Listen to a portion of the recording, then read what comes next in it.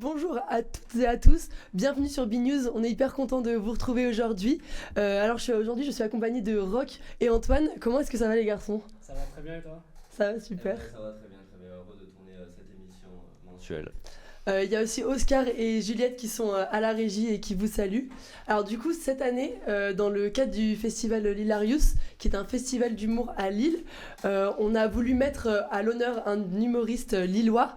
Et du coup aujourd'hui on est avec Tom Boudet. Comment ça va Tom? Ça va très bien, merci beaucoup de m'accueillir les amis. Bah, avec plaisir. C'est avec plaisir. Ouais. Moi j'ai envie de vous applaudir déjà pour démarrer, je vous remercie. Voilà, Allez, on faire un s'applaudit petit aussi applaudissement alors. pour le début, on met de l'ambiance. Mais merci beaucoup, hein. Merci, je suis trop content de venir. Bah, ça nous fait très très plaisir de t'accueillir ici. Alors du coup, on est venu voir ton spectacle et c'est un spectacle qui parle de toi, de ta façon d'appréhender la vie en tant que jeune adulte. Il y a aussi beaucoup de vannes sur les vieilles personnes. On a pu te suivre pendant une de tes représentations et ta préparation. On va vous laisser regarder le reportage que Oscar a pu tourner. Bonjour messieurs, dames, je m'appelle Tom Boudet, je suis humoriste depuis 4 ans et demi maintenant. J'ai mon spectacle depuis 2-3 ans qui s'appelle Vous dis quoi, que je joue là ce soir au Spotlight de Lille, c'est la salle où j'ai démarré, où j'ai commencé.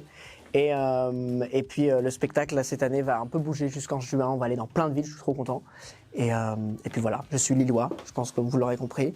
Et c'est le métier de mes rêves, donc je suis trop content. Et je suis heureux que vous voyez un petit peu les coulisses, sans en dévoiler trop. C'est un petit amuse-gueule, ça fait trop plaisir de vous avoir.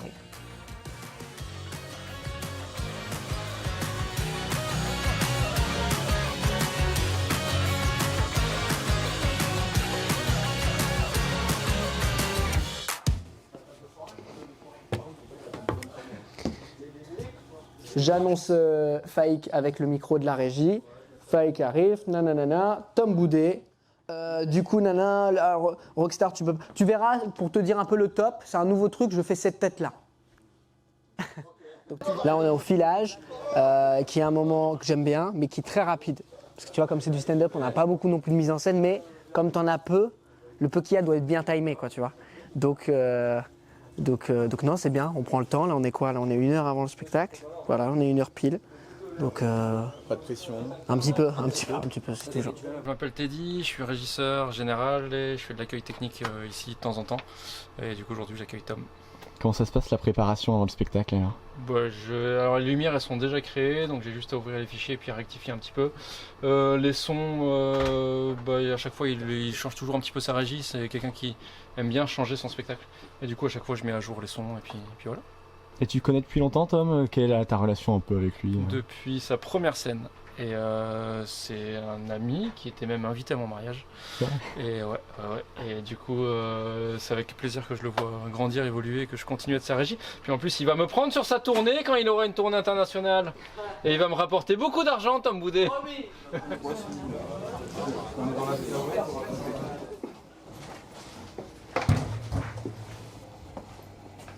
Hello! Ici c'est très bien, c'est très simple, c'est les loges du Spotlight qui sont très cool, faut faire attention parce que un peu bas de plafond, mais très chouette parce qu'ils ont refait, donc tu vois il y a un petit canapé sympa, j'aime bien, ça peut te poser, tu peux un peu te calmer, et je suis jamais seul.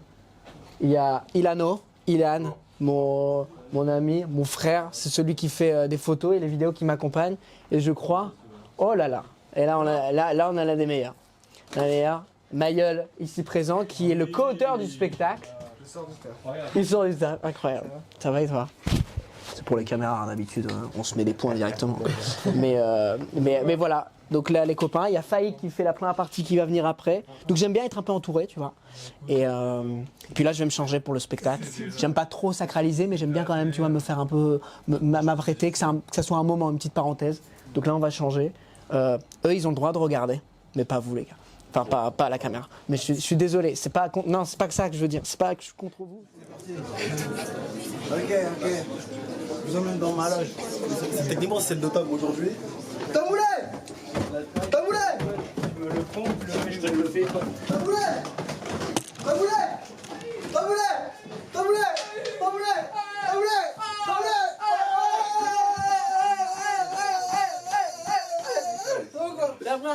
Tom, pour moi, c'est un des êtres humains les plus drôles qui existent sur Terre. Je regarde les 2 caméras, je lui dis, Tom, il a une palette de personnages Et il y a un personnage, c'est un peu un producteur véreux à l'ancienne. Et je peux pas. Et il me tue de rire. À chaque fois qu'il le fait, j'ai mal. Je sais, quand je ris beaucoup, t'as des crampes aux joues et moi j'ai mal à l'arrière du crâne là. Quand je ris trop. Et il le fait jusqu'à ce que j'ai mal là derrière. Mais il peut pas le faire là. Peut-être il le fera en off. Mais il est incroyable ce personnage. Il est incroyable. Mesdames et messieurs, Tom Boulet. Putain.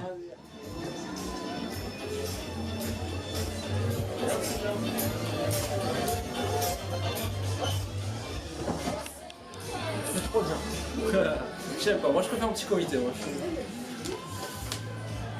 Mon ressenti écoute très bien, je suis assez excité, c'est la première de l'année 2024, donc là ça fait un petit mois qu'on n'a pas joué le spectacle, il y a eu des modifs et tout, donc j'ai très hâte de jouer, vraiment je suis excité, je suis trop content. Donc espérons que ça se passe bien, mais franchement... Une minute. Bon show. Bonjour à toi. Allez, On laisse la fin de la chanson et la fin de la chanson c'est là. Vous aimez trop mettre la pression du coup. Ouais, fallait que dépêche-toi. On en reparle tout le temps. T'es détente toi avant d'entrer sur scène toujours? Bonsoir le Spotlight, comment ça va? Waouh, incroyable. C'est Tom Boudet qui vous parle. Je suis trop content de vous accueillir à mon spectacle ce soir.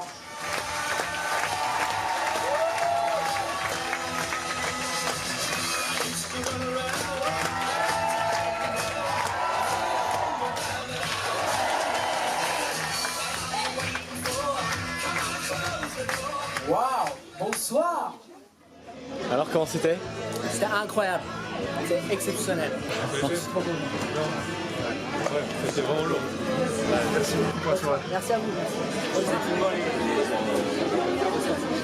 Ah, merci. Il faut le faire. Merci. C'est super.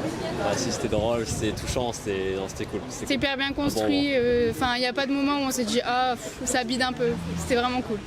On est très contents, hein? Quelle belle énergie! Hein. Il y a de l'énergie. Hein. Ah, c'était 1h15 comme ça, moi je trouve chapeau. Belle soirée, bon moment de gaieté. Il illumine la scène, je trouve. Et il a vraiment une présence qui est assez incroyable. Et il est très présent et très pertinent. Qu'est-ce que vous pouvez lui souhaiter pour l'avenir? Le meilleur. Devenir Gad Elmaleh quoi, faire des scènes à 500 000 personnes quoi.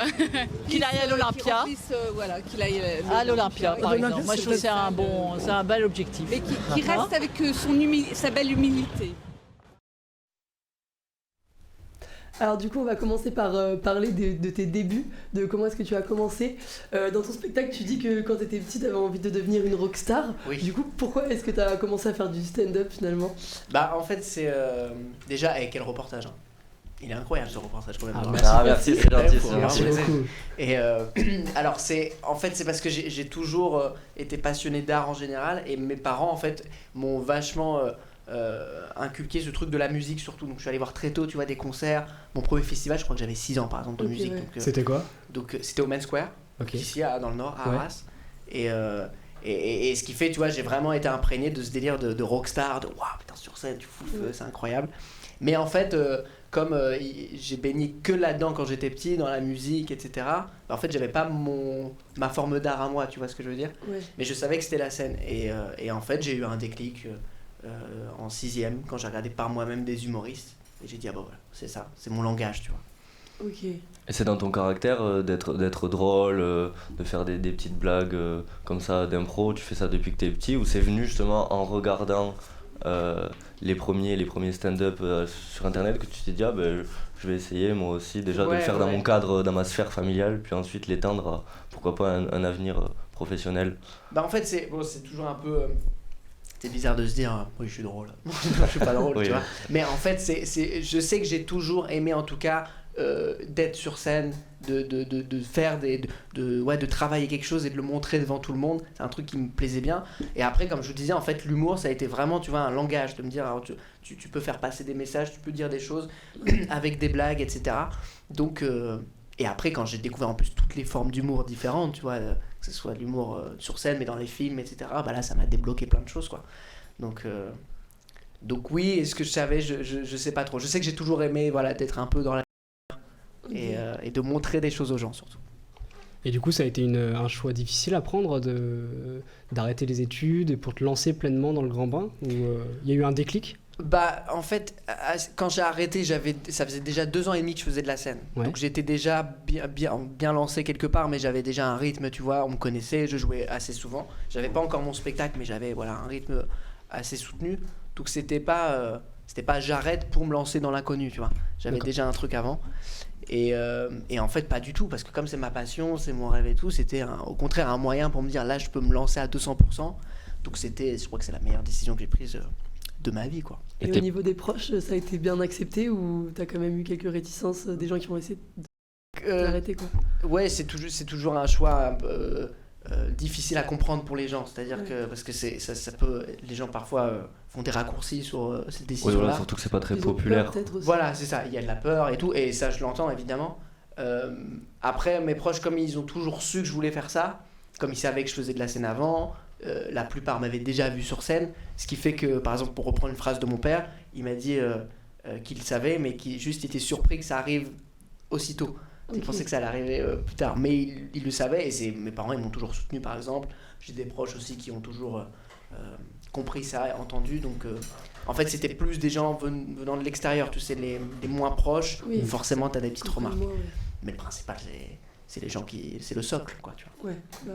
Et tu disais que tu avais fait de la scène déjà avant, mais sans avoir de spectacle. Du coup, tu te produisais où? Tu faisais quoi?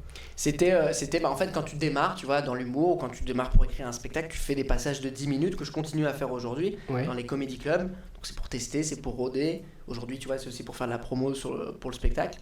Et puis c'était au Spotlight, ma première scène, tu vois, c'était au Spotlight aussi, où ils font donc des spectacles d'1 heure, mais aussi des petits plateaux. On passe 10-15 minutes chacun, on s'enchaîne, tu vois, on est 6-7 à passer. Et puis c'est trop bien pour faire tes marques, pour apprendre, tu vois, t'écris un bout, tu fais ok, bah c'est 7 minutes là, je pourrais les mettre dans le spectacle, puis après tu vois les 8 autres, tiens ça peut coller, boum, tu vois, ça te fait 20 minutes, etc. Et après c'était dans plein de petits lieux, dans des bars, dans des caves de resto, après à Paris, dans les comédie clubs, et ça je continue à le faire encore aujourd'hui. Et tu parlais de style d'humour, parce qu'il y en a plein de différents. Et est-ce que toi t'as un humoriste qui avait son style, qui t'a marqué et tu t'es dit c'est dans cet humour-là que je me retrouve et c'est dans cet humour-là que j'ai envie de continuer et de m'inscrire, tout en bien sûr en y ajoutant ta touche à toi. Et c'est d'ailleurs ce qui est le plus important, mais ce qui n'est pas le plus facile, surtout quand tu démarres, parce que tu as toujours des références, tu vois, et donc tu te caches un peu derrière ça, mais le but c'est de se trouver soi-même. Mais souvent je cite les 3 personnes.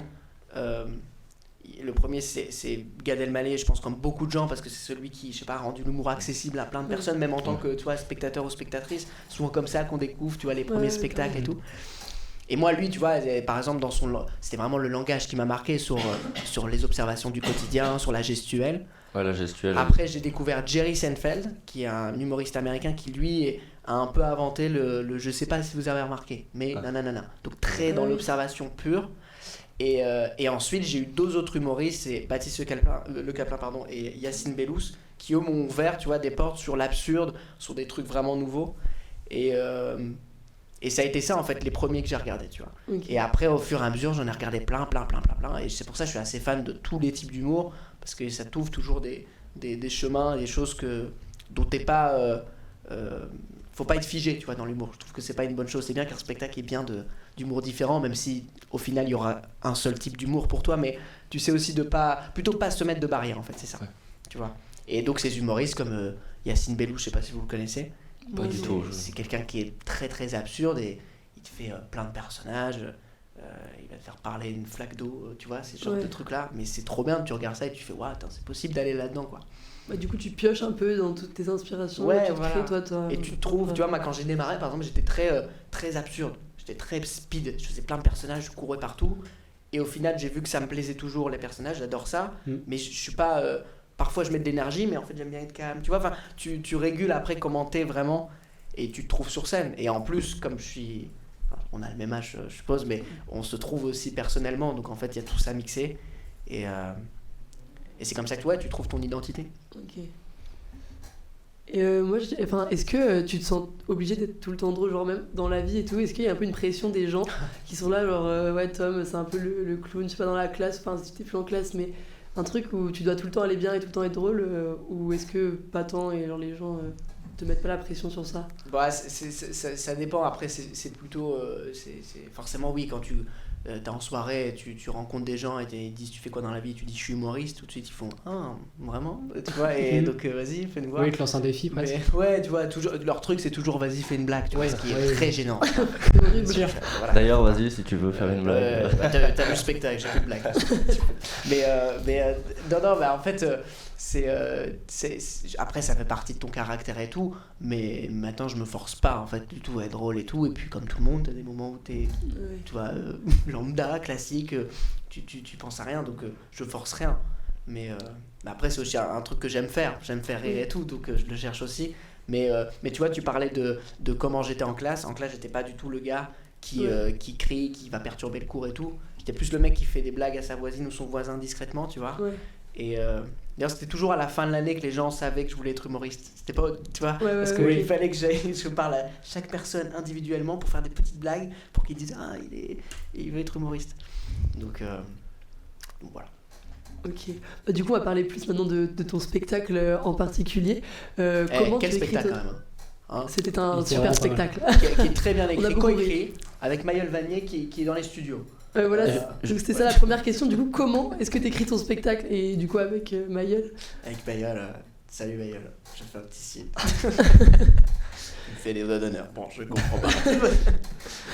Oui, bah, du coup, alors Maëlle qui est mon meilleur ami dans la vie aussi. Ok. Et on s'est rencontrés un peu à la période où j'ai voulu être humoriste, donc quand j'avais 11-12 ans, tu vois.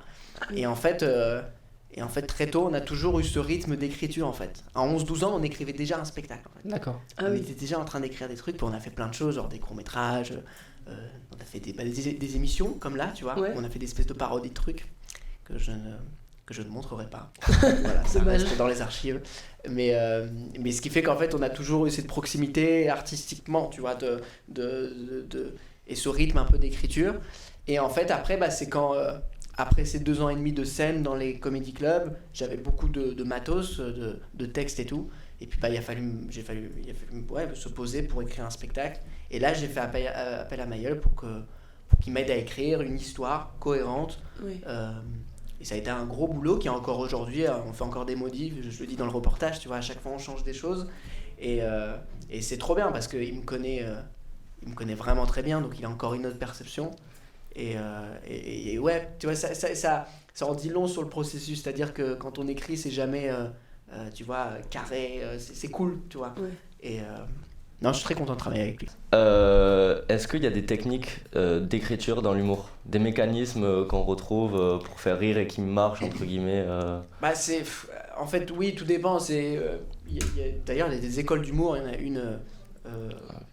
au Canada, au Québec, je crois. Et en fait, donc oui, il y a des techniques qui existent, mais en fait, ça dépend de la blague et du fond, tu vois, de ce que tu veux raconter. Donc en fait, j'ai envie de te dire oui et non. Après, moi, j'aime pas être trop dans la technique, ça vient, tu vois, c'est un peu comme pêcher, tu vois. C'est genre, parfois, tu vas tomber sur un gros poisson et c'est super, parfois des petits... Enfin, tu vois, ça dépend. Donc tu laisses les choses venir, il faut pas, je pense, forcer les choses. Si là, je me pose et je vous dis, je vais écrire le meilleur sketch du monde, il n'y a rien qui va en sortir, quoi. Donc puis parfois, ça part de choses différentes. Parfois, ça part d'une observation. Parfois, ça part tu démarres parfois même de la chute, de la blague, de dire, tiens, j'aimerais bien qu'il y ait un truc qui termine comme ça. Parfois, ou d'une idée, du genre, j'ai envie de faire plein de personnages. Donc, ça dépend de plein de choses.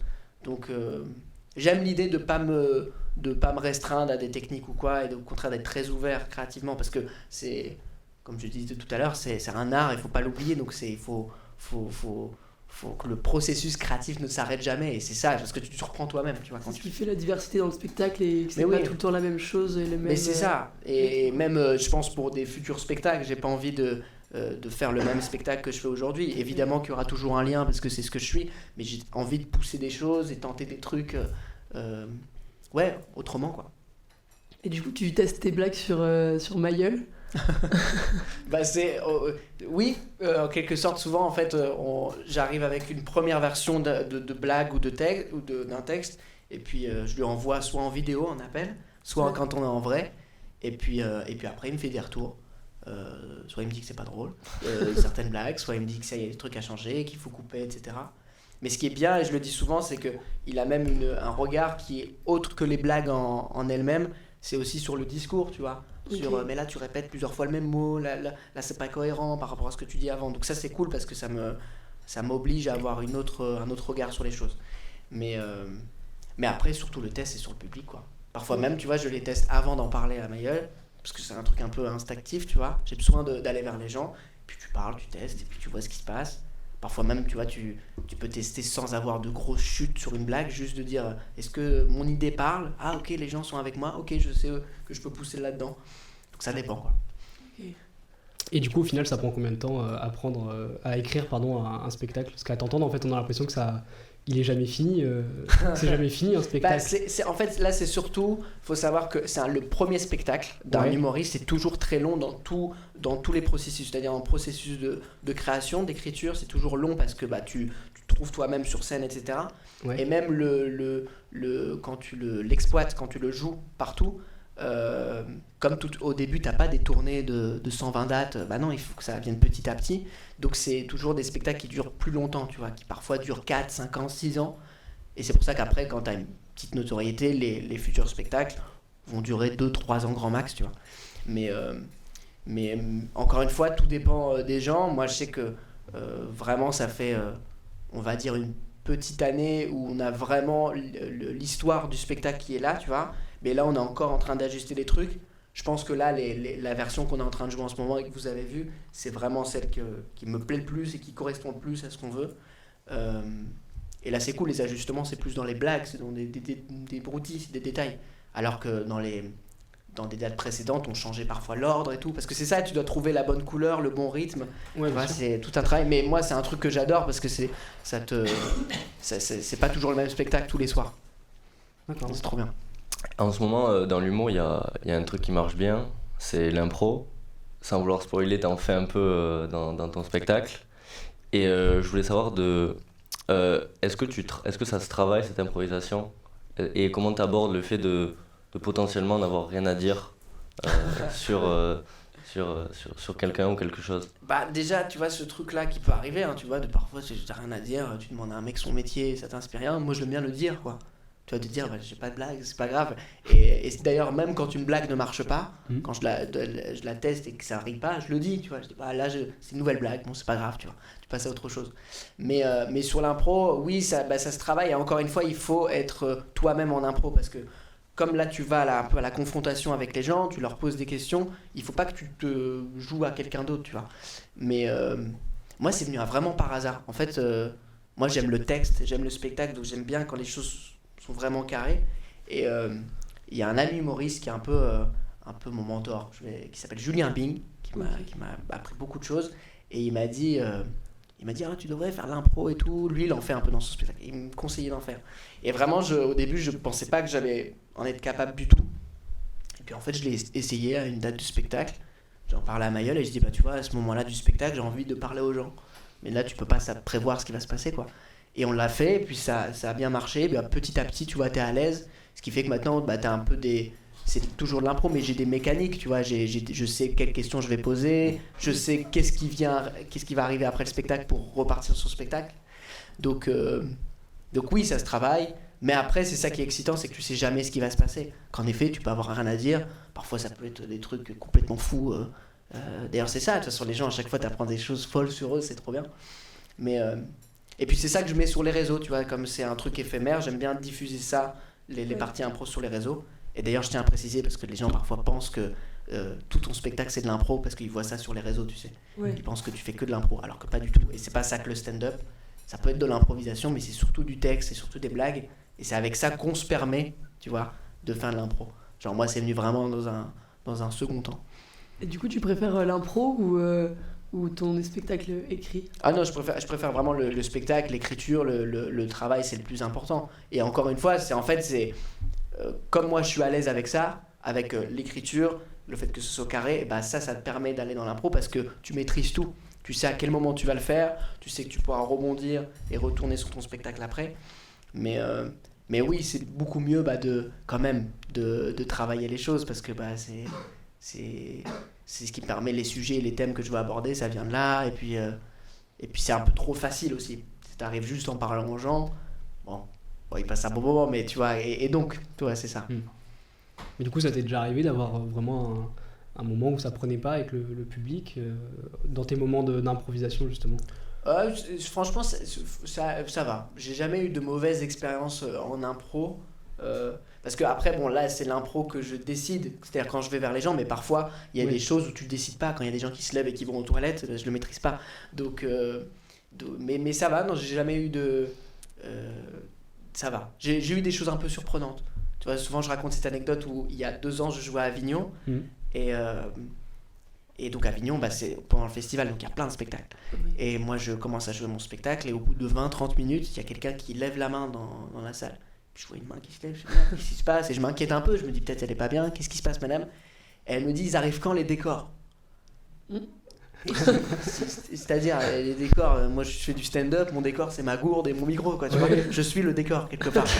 Et elle me dit, mais non, mais il n'y a pas. Elle me sort le nom de la pièce de théâtre et je fais, ah, mais non, mais c'est pas, vous êtes trompé de spectacle en fait. En fait, c'était le spectacle de la salle d'en face, elle s'est trompée de spectacle. Ah oui, d'accord. Et je lui ai dit, si vous voulez rester, vous voulez partir. Elle me dit, non, vous êtes bien. Je dis, mais il n'y aura pas de décor, hein, du coup, il n'y a vraiment pas de. Mais, et tu vois, ça, tu peux pas prévoir, ça, tu peux pas quoi dire. Mais au final, c'est trop drôle, et puis, parce que tu t'en fais un truc marrant, avec quand même ce truc, tu te mets en tête de dire, putain, il y a quand même quelqu'un qui n'est pas venu pour moi, et qui s'en est rendu compte au bout d'une demi-heure, quoi. Et en plus d'une demi-heure, mais pour elle, t'imagines, elle voit un mec qui parle de sa vie pendant une demi-heure, elle se dit, putain, les décors, merde, je m'attendais à un château, un truc. Oui, c'est ça. Donc, mais c'est ça aussi qui fait le chat, c'est le spectacle vivant, c'est trop bien, parce que tu sais jamais ce qui va se passer. Moi j'aime bien ça, le live et le direct, et j'aime bien aussi le côté où les gens dans la salle vont assister, même si c'est le même spectacle, quand même un bout qui est unique, tu vois. Et les impros, ça permet ça. Et donc petite question qu'on t'a sûrement déjà posée, je suppose, qu'on aime bien poser aux humoristes, parce que c'est ça souvent qui fait polémique. Oh là là, Est-ce qu'il y a des sujets donc sur lesquels tu te censures et t'as écrit un truc, tu t'es dit non, ça je le mets pas? En fait, les sujets que, non pas que je m'interdis parce que c'est un grand mot, tu vois, mais que les sujets dont je parle pas, tout simplement, en fait j'écris pas dessus parce que c'est pas moi, tu vois, c'est pas ce que je veux raconter, mais je m'interdis pas des choses, c'est juste que c'est pas moi, donc pourquoi je vais dire un truc qui me correspond pas?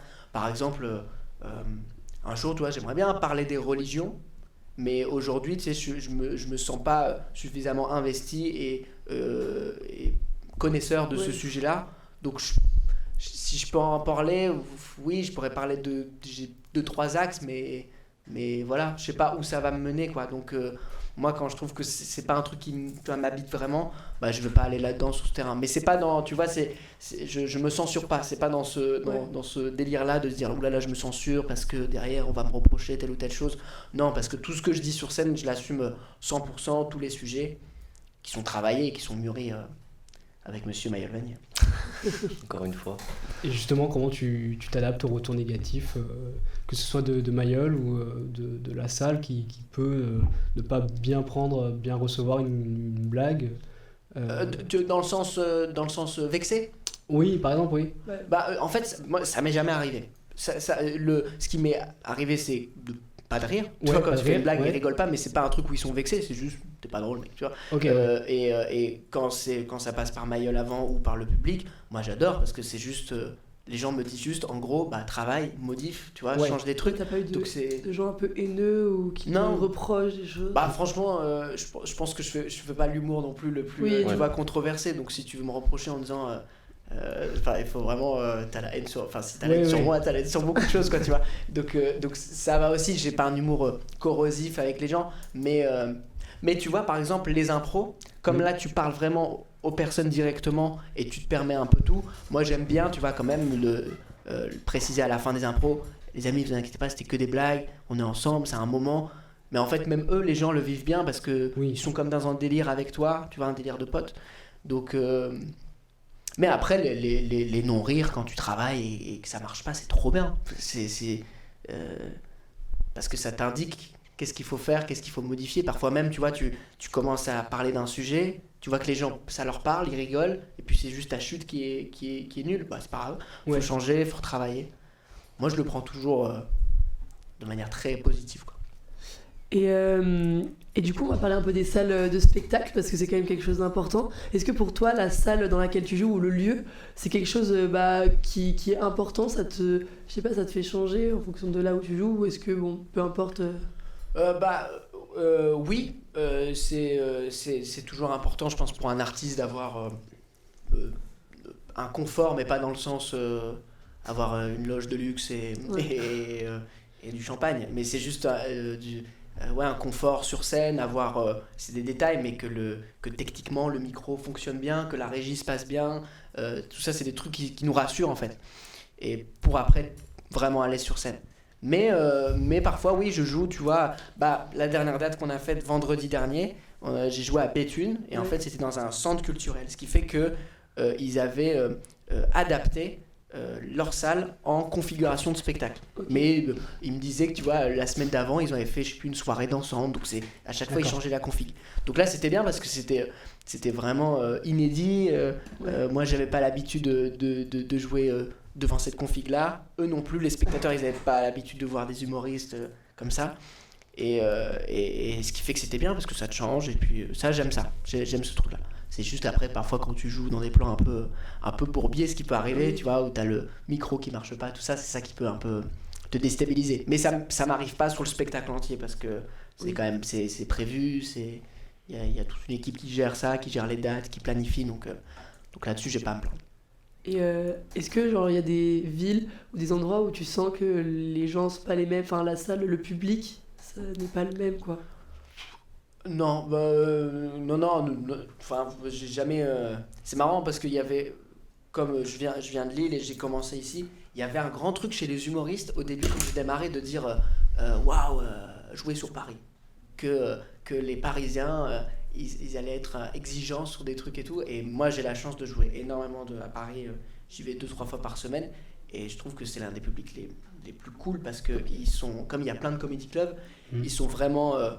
connaisseurs et ils en demandent aussi, donc pour moi t'as pas de différence, t'as juste, oui, après forcément le stand-up ça émerge en France, c'est un truc, c'est très récent. À Paris ça fait vraiment plus de 7 ans où vraiment c'est installé et tout, mais quand tu vas en faire dans des petites villes, alors Lille ça commence à émerger, mais vraiment encore dans des plus petites villes, limite dans la campagne et tout, là les gens n'ont souvent jamais vu de spectacle d'humour de leur vie, donc là oui t'as une approche qui est différente, mais au final les gens sont trop contents. Il y a une demande d'humour en France qui est hyper puissante, et c'est tant mieux parce que les gens voient que c'est hyper accessible, et ils sont en plus très friands de la découverte, c'est-à-dire ils sont pas réticents à l'idée de voir des jeunes humoristes, jeunes pas forcément dans l'âge mais dans l'expérience, pas connus, ils s'en foutent. Les gens sont juste trop contents de dire voilà, ils viennent dans ma ville pour 5 € je peux voir 4 humoristes, et je trouve, même moi la démarche je la trouve vraiment trop cool, quoi. Ok. Et du coup, justement, tu l'as dit que tu jouais pas mal à Paris et aussi dans les petites villes. T'aimes bien ce côté un peu intimiste de la scène, la proximité entre la scène et le public? Ah ouais. C'est dans le stand-up, c'est le truc, c'est le principe même du stand-up, tu vois. Après, je suis aussi, et c'est aussi pour ça que tu fais ce métier, c'est que j'ai envie de faire des grandes salles et que j'ai envie de faire des grands théâtres, tout ça. Mais pour le travail, pour tester, pour sentir les choses, sentir là où ça marche, c'est beaucoup mieux d'aller dans des petites salles. Il y a une salle dans laquelle je joue à Paris qui s'appelle le Panama de Café, qui est le comedy club à Paris. Je crois que c'est l'un des premiers comedy clubs là-bas. Et ce qui est ouf, c'est que tout est adapté pour les stand-uppers. C'est-à-dire que c'est peut-être un détail pour vous, mais c'est pas de plafond. C'est les gens, il y a peut-être, 70 places et ils sont très proches. Ce qui fait que les rires, quand il y a un gros rire, ça explose de partout, tu vois, comme c'est très intimiste. Et ça, c'est trop bien. Pour travailler, c'est la meilleure chose. Et ça serait quoi la routine du coup d'un stand-upper, d'un humoriste? De quoi, de se réveiller le matin Par exemple, dans la semaine. D'écriture ? Ouais, je suppose que tu fais pas que jouer, il y a d'autres choses, il y a programmation et tout ça. Et aussi, comment ça se passe pour booker entre guillemets des dates dans d'autres villes. Est-ce qu'on t'appelle? Est-ce que c'est toi qui fais la demande? Ok, c'est intéressant ce que tu demandes, parce que c'est vrai que les gens parfois ont pas la vision de ça, et et pensent qu'on ne travaille pas parce qu'on travaille le soir. Et voilà, c'est pour ça que je posais la question. Tu vois, comme c'est de l'humour, les gens pensent vraiment que parfois tu fais rien la journée. Ce qui n'est pas vrai parce que tu fais au contraire beaucoup de choses. Tu vois, moi je sais que j'aime bien avoir un rythme vraiment soutenu dans tout ce que je fais, donc l'écriture en fait partie. Et comme tu dis, le booking des dates, la programmation, ça aujourd'hui j'ai la chance d'un peu déléguer cette partie-là qui est un peu, qui est pas artistique, donc ça me prend du temps.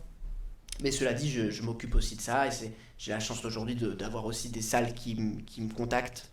Donc je suis pas toujours obligé de faire la démarche. Mais c'est vrai que c'est aussi c'est comme ça que tu démarres, quoi. Tu dois aller vers les gens, démarcher, te faire voir en fait. Et ouais, proposer, te dire est-ce que je peux venir jouer là-bas, est-ce que je peux faire ça. Parfois tu négocies un peu, si je fais une première partie, après vous me prenez sur le spectacle si ça passe bien, tu vois. Mais aujourd'hui ça va, j'ai quand même ça se passe mieux sur ça, j'ai plus de chances de pouvoir déléguer. Mais c'est important, je pense, d'avoir un rythme. Enfin c'est con, mais tu vois, je fais le sport, ma condition physique et personnelle, ça fait aussi partie de mon travail pour être bien, tu vois, sur scène. Et ouais, ça passe là-dedans, par l'écriture, la programmation, t'envoies des mails, tu planifies les choses. Les réseaux sociaux, c'est un truc qui est primordial aujourd'hui quand t'es humoriste. Tu planifies, tu prévois quand tu vas mettre tel ou tel post. Donc tout ça, il y a un travail en amont. Mais comme dans tous les métiers artistiques, ça, pour les gens, ça se voit pas. Et en vrai, c'est tant mieux parce que c'est bien que les gens soient surtout dans la position de spectateurs et spectatrices. Et voilà, qu'ils voient pas tout. Et du coup, c'est quoi la salle vraiment de tes rêves? Genre, t'as trop envie d'aller jouer là-bas?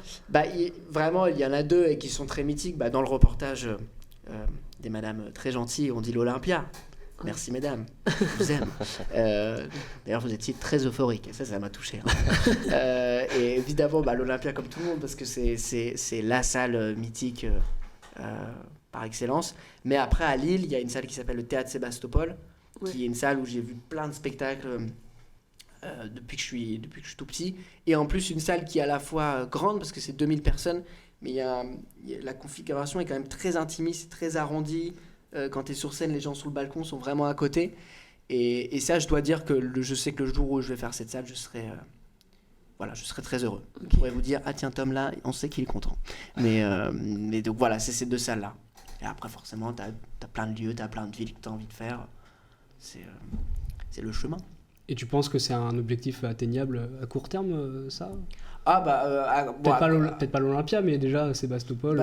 C'est la même capacité. D'accord, Je crois que même l'Olympia, c'est un peu plus petit, si je me trompe pas. Donc, je crois que quand tu arrives à une notoriété pour faire l'un, tu peux faire l'autre. D'accord, bien sûr. J'espère. Mais après, à court terme, ça, j'en sais rien. Je travaille pour et je veux mettre mes objectifs, tu vois. Mais après, que ça arrive dans 2 jours ou dans 2 ans... ça arrivera quand ça arrivera, et j'ai surtout envie d'arriver quand le spectacle sera vraiment prêt, quand moi je serai, tu vois, d'être bien et de pas avoir de pression là-dessus, mais je vais le faire. Et puis c'est pas une fin en soi surtout. Ah oui, non, pas du tout. Je sais qu'après ça, tu vois, t'as plein d'objectifs, et même là on parle vraiment de 2 salles mythiques, mais t'en as plein d'autres dans plein d'autres villes en France, quoi. Je crois qu'on a une question de la part de la régie sur le live. La question des internautes. Je me permets de prendre la parole, mais on a quelqu'un à la régie là qui s'est installé techniquement. S'il peut peut-être apparaître pour qu'on voit cette petite installation. On dirait un magicien. Attention, Oscar, c'est devant le... Faut se baisser un peu, je crois, Oscar. Mettre à côté des gars, sinon. On dirait un envoyé spécial. On dirait un envoyé spécial un peu nul. C'est magnifique. C'est la question des internautes, les amis. Attends, viens, on fait un petit jingle comme ça. La question des internautes. La question des internautes. La question des internautes. La question des internautes. Parfait. Alors, nous avons Nils le sexy qui nous pose une question et qui nous demande quel est ton programme à venir pour les jours à venir et les mois à venir. Quelle est la programmation? Quelles sont les salles où nous pourrons venir te voir? Alors, mais dans quel sens? Parce que Nils le sexy, c'est-à-dire quand tu demandes ce que je fais les prochains jours, c'est dans quel sens? Programmation tout public. Le spectacle, toujours. Qu'est-ce qui se passe à MB News là? Alors, je suis au Spotlight de Lille tous les mois jusqu'au mois de juin. Voilà, tous les mois, sauf ce mois-ci où je suis 2 fois. Je joue mercredi, là dans 2 jours, et le 28 février. Mais sinon tous les mois jusqu'en juin. Et puis là, on va un peu partir partout, à Montpellier, à Lyon, à Bordeaux, à Nice, à Troyes. Il y a d'autres dates qui vont arriver aussi. Et voilà, donc là on a plein de dates jusqu'en juin qui vont après se rajouter. Il y en aura cet été, il y en aura à la rentrée évidemment. Donc voilà, Nils, on t'attend. Voilà, la question des internautes de Nix, de Nils le sexy. Merci à toi. Ah, c'est Merci, une question. Il y en avait qu'une. D'un mec qui s'appelle Nils le sexy, c'est tout. Incroyable. Exactement, un gros beau gosse. Il faudra le trouver un jour. Mais moi j'ai une question à poser à Nils le sexy. Hein. Pourquoi ce pseudo? Moi je veux tout savoir. Parce que est-ce que le profil est vraiment sexy? Oh, c'est pas. Ah, on attend la réponse. On n'a pas la photo. On se renseignera, on te dira. Bah ouais, quand même. Je pense que même là, ceux qui sont sur Twitch là sont en demande. Hein. Si t'as un peu de chance, peut-être que tu le croiseras dans l'école en sortant. J'espère bien. D'ailleurs, on est sur Twitch. Salut Gotaga. Bon, du coup, maintenant, on va parler un peu du fait que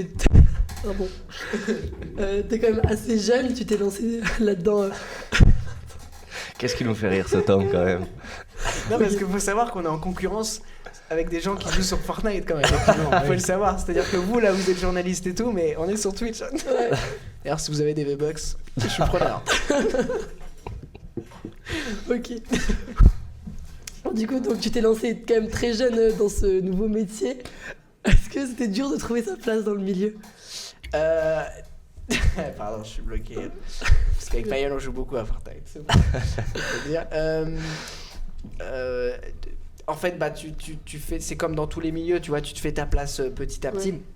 Après, moi, j'avais aussi quelque chose d'autre, c'est parce que j'ai commencé très jeune, j'ai commencé à 17 ans. Ouais. Donc, c'est-à-dire, t'avais une certaine, comment dire, une appréhension, tu vois, chez les gens, ouais. De dire, vraiment, tu viens faire ça, et je pense que les gens avaient peur que tu fasses aussi n'importe quoi ou quoi. Mais je pense avoir prouvé que je me donnais à fond et que j'étais là pour travailler, et que j'avais des objectifs. Non pas, je dis pas que j'étais très très bon à 17 ans, loin de là, mais que j'étais juste dans une démarche bien bonne et en mode travail, quoi. Mais c'est pas évident, et puis ça vient petit à petit. Tu vas après dans d'autres villes et tout, tu rencontres des humoristes de là-bas, et c'est trop bien de faire plein de rencontres. Et il y a de l'entraide entre humoristes ou c'est plus une pièce de compétition? Non. Franchement... La compète, ça existe parce que en plus on est dans un monde avec les réseaux où tu vois ce qui se fait partout, donc ce serait, mais c'est pas un truc malsain, c'est juste que moi c'est plus une espèce d'énergie, quoi. Ouais. Moi quand je vois un mec comme Redouane Bougueraba qui prévoit de faire Bercy et le stade Vélodrome, mais moi je suis pas envieux du tout, je me dis juste putain, j'espère un jour faire comme lui, tu vois. Ouais, donc c'est plus waouh, il y a quelqu'un qui l'a fait, un humoriste venant de Marseille, de province, qui peut faire ça. Tu vois, c'est vraiment, moi je vois le truc de manière très optimiste. Et de l'entraide, il y en a énormément, et c'est trop cool, et parce que c'est un métier où tu travailles à côté des humoristes, c'est-à-dire tu joues, mais après quand tu sors, t'es dans les loges, t'es avec tout le monde, et souvent on se fait des retours, parfois même on se donne des blagues, même au-delà de l'humour, on parle de plein de choses. Faye qui a fait ma première partie, c'est aussi mon grand pote dans la vie. Okay. Et c'est trop bien, tu t'entoures, tu te fais un entourage de gens de confiance, okay. Etc. Et moi ce que j'adore, c'est je l'ai vraiment à Lille, mais je l'ai de plus en plus dans plein d'autres villes, parce que j'ai la chance de me balader un peu partout, et donc de rencontrer plein de types de personnes, mais de types d'humour différents. Donc tu te nourris de tout ça.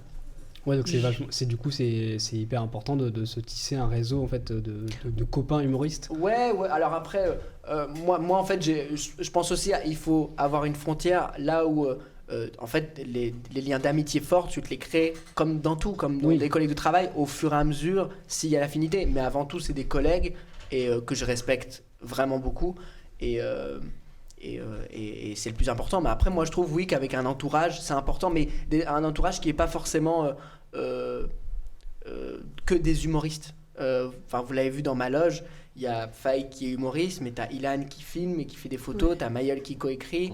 Donc moi j'aime bien avoir surtout une petite équipe. Ouais. Et c'est une harmonie en fait à trouver. Ouais, c'est ça. Et en fait une équipe, mais qui, tu vois, toujours autour du travail. C'est-à-dire que dans les loges, il n'y avait pas ma famille ou des amis dans la vie. Non, c'est toujours un truc où on rigole entre nous, on parle d'autre chose. Mais si le sujet du travail, du spectacle vient sur la table, et on a de quoi en parler, quoi. Et c'est aussi une manière d'être relâché avant le spectacle et de produire un bon spectacle. Ouais, bah après chacun, tu vois, il y a beaucoup d'artistes qui ont besoin aussi de s'isoler une demi-heure, 1 heure avant. Moi, c'est pas mon cas, parce que je travaille beaucoup en amont. Et encore une fois, comme c'est que des gens qui sont dans le travail, si à un moment donné j'ai une question à poser, un doute sur le spectacle, bah ils vont tous me donner leur avis parce qu'ils connaissent vraiment le boulot. Mais ouais, j'aime bien avoir cette ambiance-là, décontractée, pour à la fois pas trop sacraliser le spectacle, même si c'est important. Et je veux que les choses se passent bien, mais voilà, ça reste de l'humour avant tout et c'est des blagues. Ouais.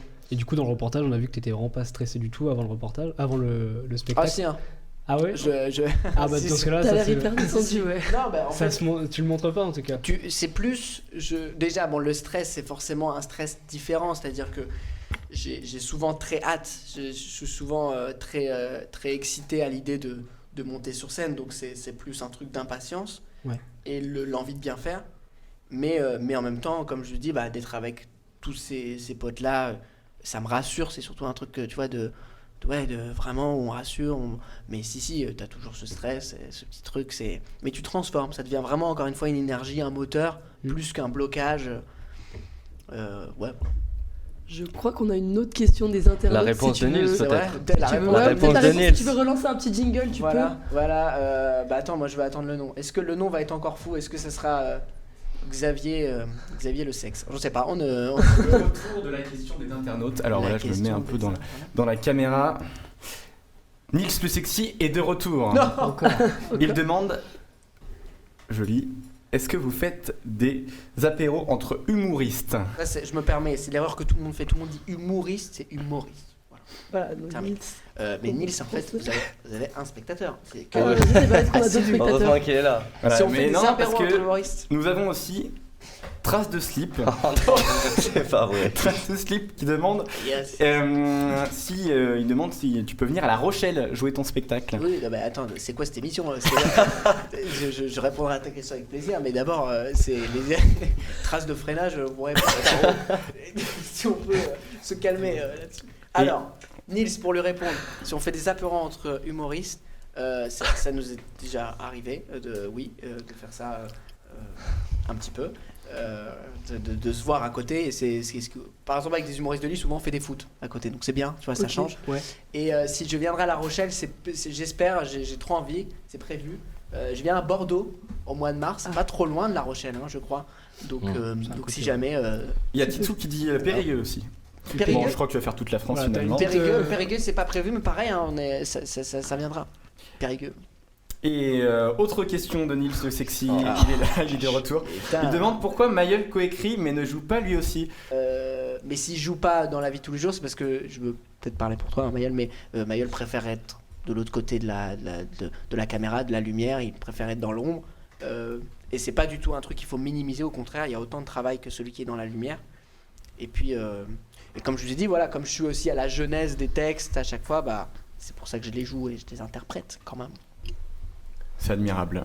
Merci beaucoup. C'était la question des internautes. C'était la question des internautes. C'était la question des internautes. La question des internautes. Trace de slip, Nils le sexy et Titouan. Titou. Ah, pardon. On va retourner un petit peu dans le sérieux, dans le professionnel. Ouais, c'est vrai qu'après après Trace de slip, ça va pas être évident. C'est un peu difficile, mais ça fait partie du métier aussi. On voulait savoir comment ça marche la rémunération, et est-ce que en tant qu'intermittent du spectacle actuellement t'arrives à vivre de ta passion et du stand-up sans indiscrétion? Sans indiscrétion. Il n'y a pas de problème. Déjà, alors j'en ai pas parlé, mais parce que là je me vois sur le retour, il y a quand même une configuration où j'ai l'impression d'être un homme politique au G20 qui fait. C'est incroyable. C'est un honneur. Avec un rideau derrière quand même. Ouais, avec un rideau derrière. D'ailleurs, c'est un fond vert. Si les gens n'ont pas.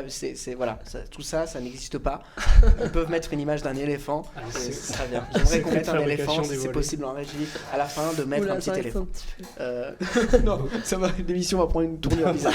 Donc non, vous inquiétez pas. Sur la rémunération, alors comme tu l'as dit, je suis intermittent du spectacle qui est un super En France, on a de la chance là-dessus. Le statut est quand même assez cool, qui est renouvelable tous les mois.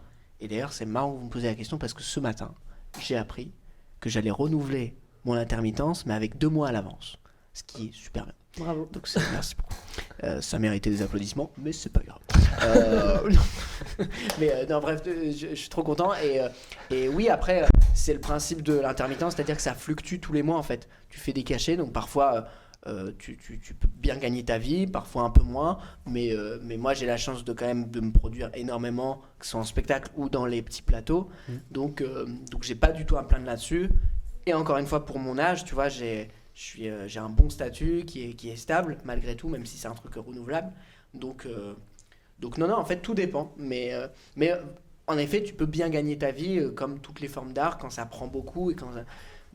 Mais ouais, ce statut est quand même assez cool. Faut le dire.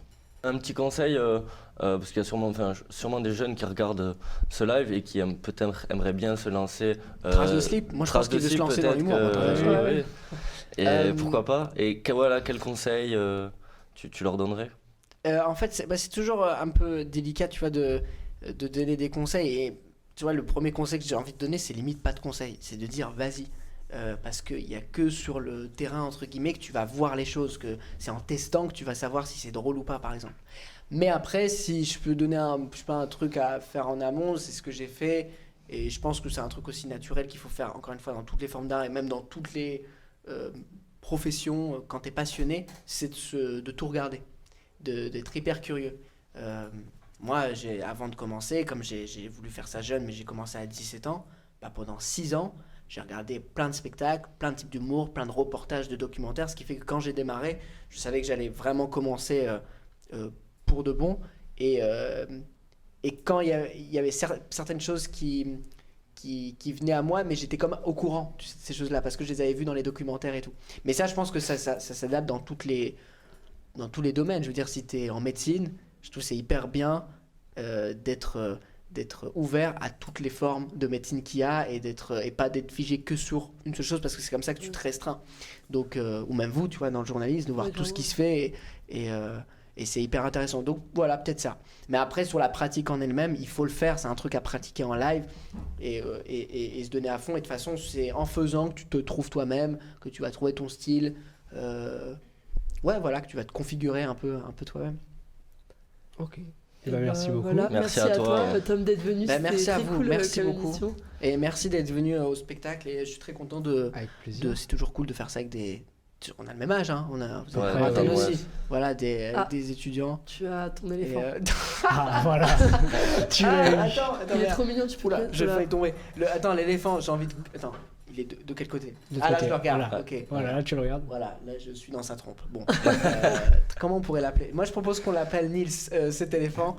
Allez, pour Nils, cet éléphant. Je veux que dès qu'il y a des questions dans votre émission, il y ait Nils l'éléphant. Voilà. Ça peut être un concept. Allez, mais merci à vous. Et puis, c'est cool de faire ça avec les étudiants, tout ça. Et merci d'être venu au spectacle. J'espère que ça vous a plu. Et merci à toi. Merci beaucoup à toi pour ta gentillesse. Et de t'avoir aujourd'hui. Merci beaucoup. Et merci à vous d'avoir regardé. Et on se retrouve le mois prochain sur BeNews.